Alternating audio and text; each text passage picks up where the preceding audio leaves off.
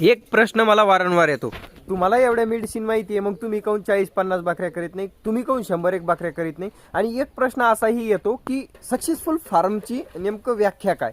चला आज सांगतो तुम्हाला, नेमकं 100-150 बकऱ्या ठेवणं हे म्हणजे सक्सेसफुल फार्म किंवा हुशार माणूस आहे का? किंवा मग नुसतं क्वांटिटी वाढवणं यालाच सक्सेसफुल फार्म म्हणतात का? चला तुम्हाला सांगतो मित्रांनो, ज्यावेळेस तुम्ही शेळी पालन करतात तुम्हाला चारा नियोजन, गोठा नियोजन सगळं काही व्यवस्थापन करावं लागतं. आणि साहजिक आहे, मेडिसिन सांगतो, भरपूर सारे लोक फॉलो करतात, बरेचसे जनावरं वाचतात, तर लोकांच्या मनात प्रश्न येतो की तुम्ही का वाढवत नाही? मग हे बघा, आपण तर वाढवत आहोत. सुरुवातीला 3-4 शेळ्यापासून सुरू केलं होतं, आता सध्या 25 शेळ्या आहेत. पुढच्या वर्षी आणखीन 10-20 याच्यामध्ये वाढ होणारच आहे. पुढची गोष्ट, सक्सेसफुल फार्मची व्याख्या काय? तर सक्सेसफुल फार्मची व्याख्या मित्रांनो, कोणी कितीही म्हणू द्या माझ्याकडे 100 शेळ्या आहे, 150 शेळ्या आहे, आज तुम्हाला एका दिवसात 100 शेळ्या खरेदी करून आणून देतो, त्याला महत्त्व नाही. ज्या वेळेला तुमच्या फार्मवरती नळनळ करणारे पिल्लं आणि त्याच्यानंतर तंदुरुस्त शेळ्या, भरपूर दूध देणाऱ्या शेळ्या आणि टणटण उड्या मारणारे पिल्लं राहत नाही, ते पिल्लं जगत नाही, मोठे होत नाही, तोपर्यंत तुमचा शेळीपालन फार्म हा सक्सेसफुल म्हणून आपण म्हणू शकत नाही. ही गोष्ट कधी ध्यानात ठेवा.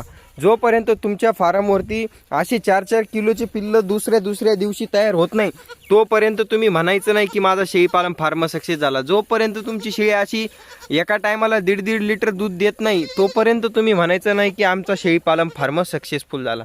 तर आय होप तुम्हालाही लक्षात आलं असेल की शेळीपालन फार्म सक्सेसफुल कशाला म्हणतात.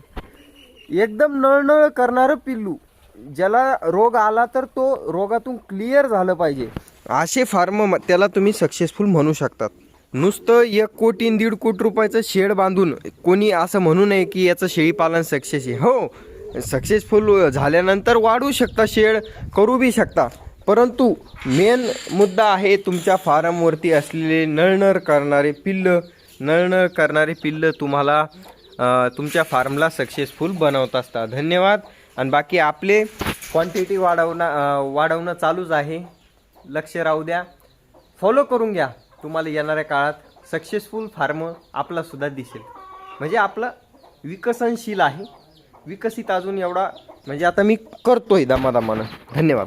तसं आपण शेळ्यांच्या जीवावरच हे शेड बांधलं बरं का, पण आता इथं राहण्यासाठी व्यवस्था केली, शेळ्यांसाठी आता पुन्हा नवीन शेड बांधण्याचा प्रयत्न आहे आपला. धन्यवाद.